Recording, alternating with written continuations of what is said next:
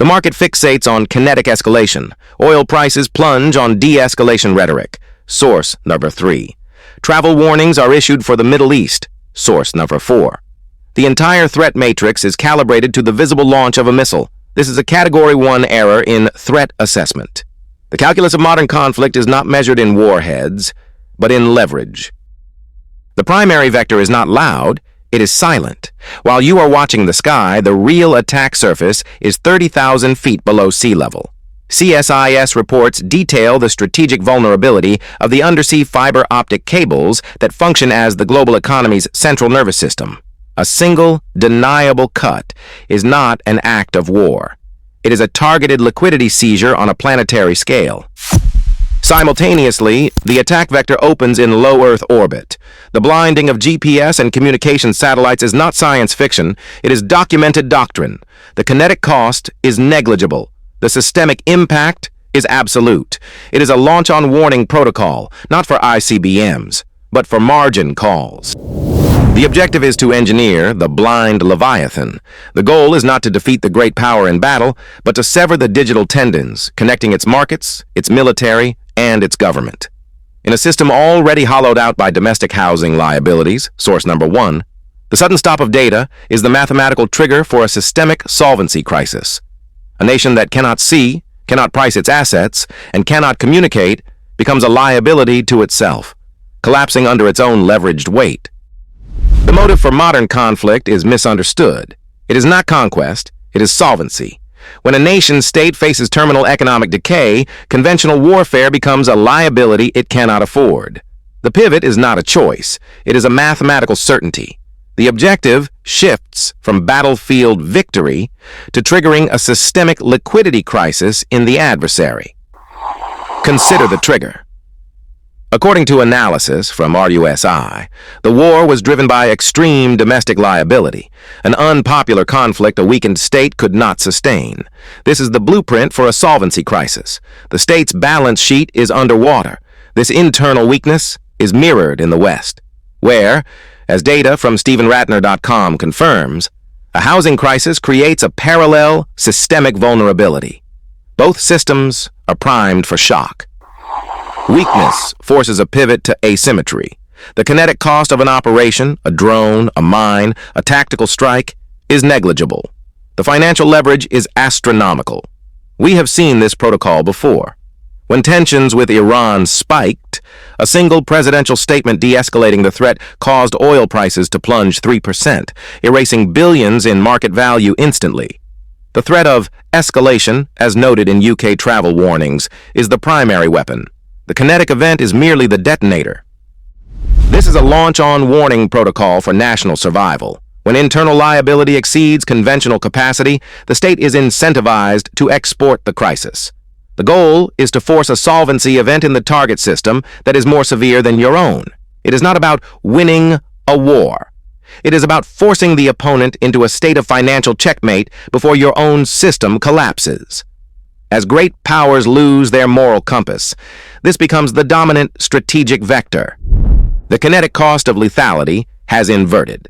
According to analysis from RUSI, a $5 million main battle tank is now a systemic liability, vulnerable to a $500 FPV drone.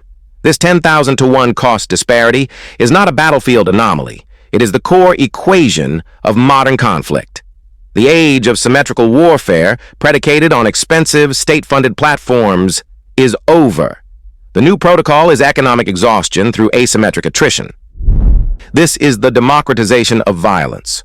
Destructive capability has been decoupled from state-level GDP.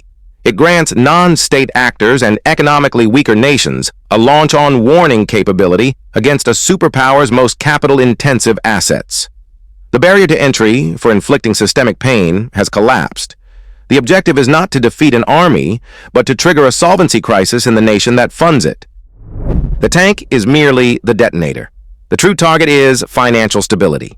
Analysts note how the mere threat of escalation can send oil prices plunging by 3% in hours, exposing market fragility, source number 3. This is the blueprint. A low-cost kinetic trigger in a geopolitical choke point is mathematically designed to detonate a liquidity crisis. The accelerant is a nation's own internal decay. Its precarious housing markets and sovereign debt are the explosive material. Source number 1. The attack vector is not military, it is economic. This is asymmetric escalation. When great powers are perceived to have lost their moral compass, source number 2, adversaries are incentivized to bypass conventional rules of engagement. Why build a carrier strike group when you can bankrupt the nation that operates it? The goal is not occupation. It is forced asset liquidation. It turns a nation's systemic economic weakness into the primary battlefield. The primary theater of operations is no longer a defined battlefield. It is a distributed network of proxy laboratories.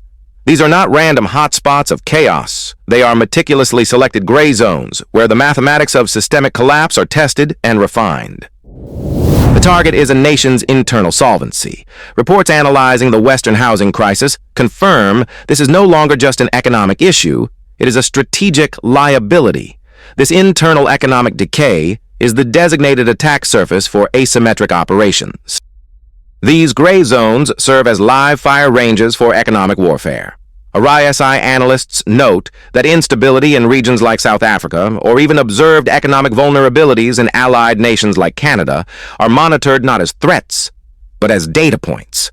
They are symptoms used to model the stress tolerance of the primary target's over-leveraged system. The kinetic trigger is the final variable in the equation, designed for maximum financial leverage at minimum cost. The reaction is predictable.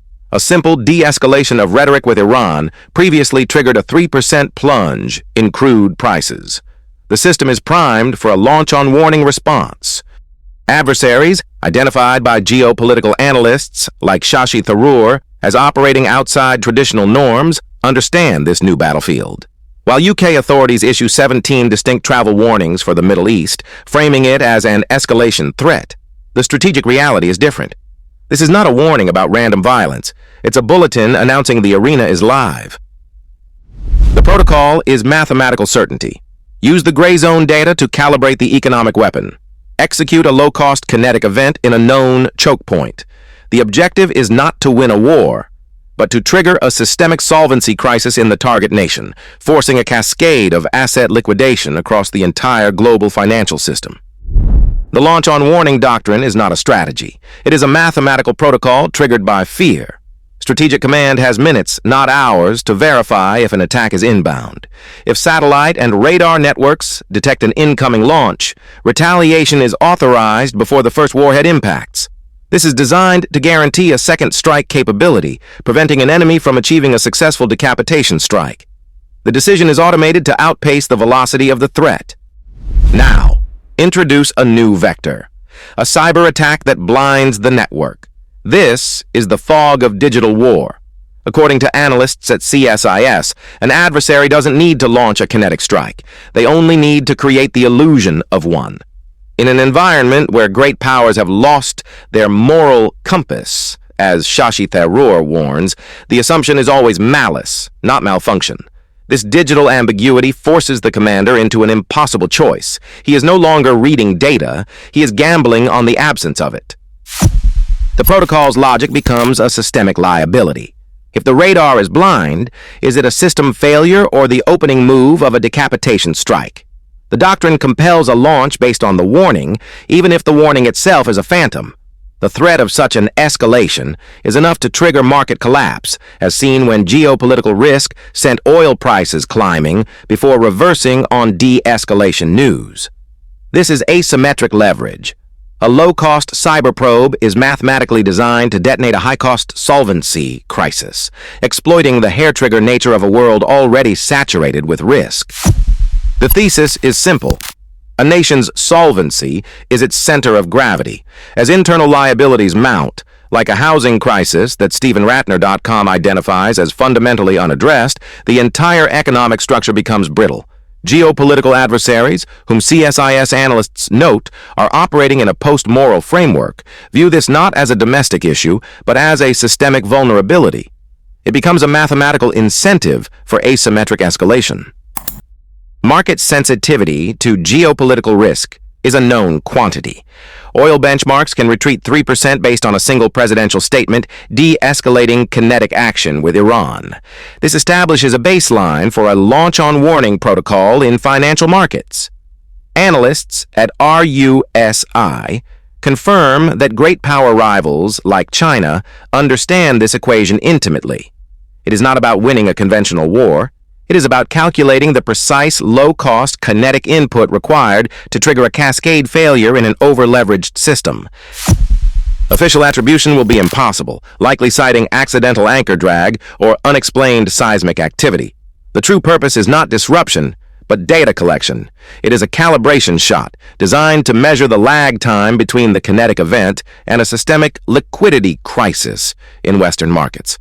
The goal is to collect a precise metric on how many milliseconds it takes for an adversary's smallest action to detonate a target's largest liability.